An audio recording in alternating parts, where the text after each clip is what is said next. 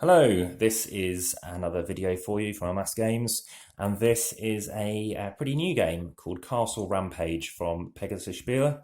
It's a two-player game. Quite a lot of their games can be played to two players, and this one is a pure two-player game. 10 to 20 minutes for the first game. Yeah, just over 10 minutes, I would say. After that, I think it can be easily under 10 minutes, to be honest. There is a push-your-luck element to this game, and what you're going to be doing is something I'll be showing you. Tower defense is the kind of theme. Obviously, it's a sort of a medieval theme, and what you're looking to do is basically destroy the other person's gate before yours is. What I might choose to do is, we don't need too much space. I'm going to leave that in view so you're aware of what the thing is. So you have your opponent. They will have this. That's how it's facing away from them. And then you, as the protagonist, is going to be down here. So what this is showing you is basically what you can do on your turn. Everything on the back is the same, so make sure you leave these at the top when you fold it away. So initially, you're going to be handing out some cards. Now, there are some purple cards in here. They're not used in the first round. And there are some symbols that I'll be coming and taking you through as well. Now, I happened to play a number of, bizarrely, it was Pegasus Spieler games in a day. I think it was 6 different ones amongst many other games I was playing that day. And this is the one my friend found was a favourite. He's very much into Star Wars, so anything that isn't of that theme, it's difficult to persuade him. Even if he knows it's not a good Star Wars game, because it's Star Wars, for him it's still great. So this is a game, he did say, oh, let's play this one again. And I found other people have said the same thing. It's a game whereby the more you play it, the more, more interesting you find it. So everybody gets 5 cards each initially. And I'll show you why and what you do with that. Okay, so we don't know what they're doing, but we'll just show you this hand as an example. So you will have symbols at the bottom. It's to protect your gate, or it's protecting your castle. So here's your gate, here's your castle. As soon as you've destroyed your opponent's castle, or maybe your own, because they've done it to you, then either obviously you lose or they'll be losing and you'll be the victor. So we want to be protecting it. It's better to protect the gate. So if for this instance, I'm not even reading the rest, I'm just going to do that here. That's quite even. That's quite good. Yeah, just keep it even. So basically you're placing 2 cards each and you're keeping 1 spare. Let's just do this and keep this card spare. So you do that, 2 there, 2 there, and you keep 1 card spare.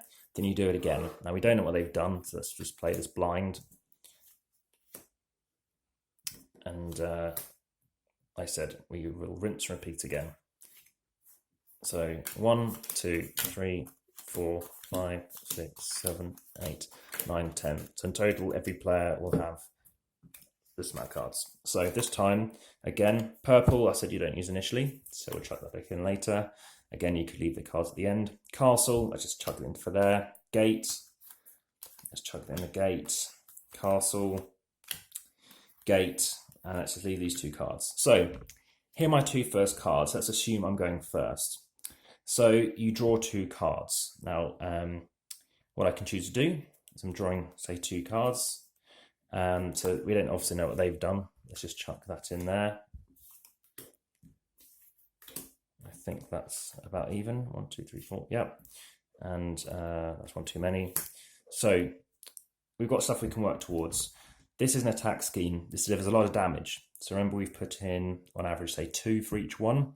So 4 and 4, we've got maybe 8 down here.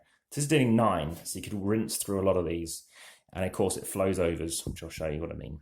So if you have the relevant symbols, then you can get the benefits. You can get 9 points and more points of damage in a bit. So we've got more of these knights, which aren't very useful. Slightly better attack scheme, so it's 15. So I've drawn 2 cards. You can place 1 card under here. Or what you can choose to do, or in additionally to this, you can play cards. So I still want to hold on to these, and these are quite nice too. I can choose to do nothing. In this instance, I will just put something under here. So that would end my turn. I'll just leave them face up for now. So now we have the opponents. So they've got 2 cards. They draw some cards. So firstly, they'll draw. Now they can draw. They're usually fine to draw. If this card is destroyed as the result of an attack, your opponent is going to discard 2 cards from their hand. So cards like this just mean you shouldn't be trying to bank up and keep cards. There are other cards which actually allow you to swap hands as well. So again, try and play cards that keeps the game flowing faster. So both cards dropped 3 cards. So the other opponent has already, they're at 3, so it doesn't really matter. But if we can play lots of cards, this could be more beneficial.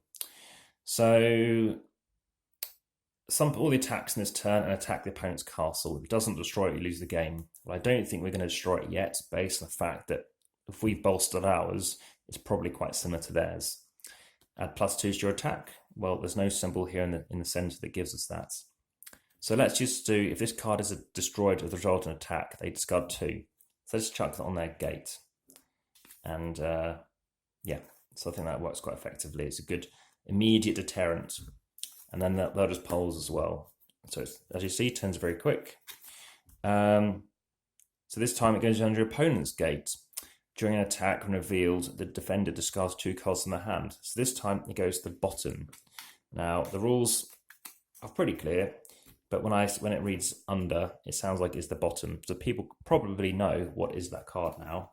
You just have to make sure it's at the right moment in time, because if they know it's at the bottom, they'll keep boosting their gate so they don't have to worry about it. So here are the rest of my cards. Again, I can deal 5 and discard 1 from my hand to attack. So just to give an example, we're going to play this. A knight and take 2 cards. So this could be interesting, but let's just do this. Take 2, and let's just play it as a discard. So discard 1 card from your hand to attack. So discarded 1 card. Now I'm dealing 5. So gate is 1, so that's discarded and carries over. 1, 2, 3, you keep going. Perfect. So it's got 6. So it goes to show you a good example whereby we haven't done enough to actually destroy it. We've done 5, and then it's going to stay there. So now at least we know what it is. So I've got to a damage of 3. Now I have to go back up and do 3 on the next turn. That's an example. So that's how the game progresses. Of course, you could have to whittle down all of this first to get to there, but there's some cards that say you can attack the castle directly. So again, once you've got a chance to show people, every card that there is, and as they go through the game, they'll see it. That's why it's a great game to play more than once, and a game to whip out and play in around 10 minutes or so. So that is Castle Rampage. There is obviously rampaging, I guess you can assume to be in it. There's nothing too nefarious. It's kid friendly. There's nothing dangerous in it or anything like that. Just one thing to clarify, that when you see these symbols, as I said, for those attack schemes, you do not use anything else on the card. You're just using it for that benefit. Otherwise, they're a bit too powerful. But yeah, that's the game. It's purely card based. It takes up a little bit of space in terms of laying it out, but not much at all. It's not difficult to get that space for this type of game or any kind of classic game of its size. It wouldn't really fit, I would say, very well on a plain seat, which is my sort of definition of comparing it. But yeah, I think generally the rules work quite well. There were some infinity symbols I showed you. That means basically you can play the cards and they stay out until they go away, so they're kind of permanent benefits. So if you're looking to climb a wall, 303 grams to get over that gate and into a castle. There we go. Enjoy.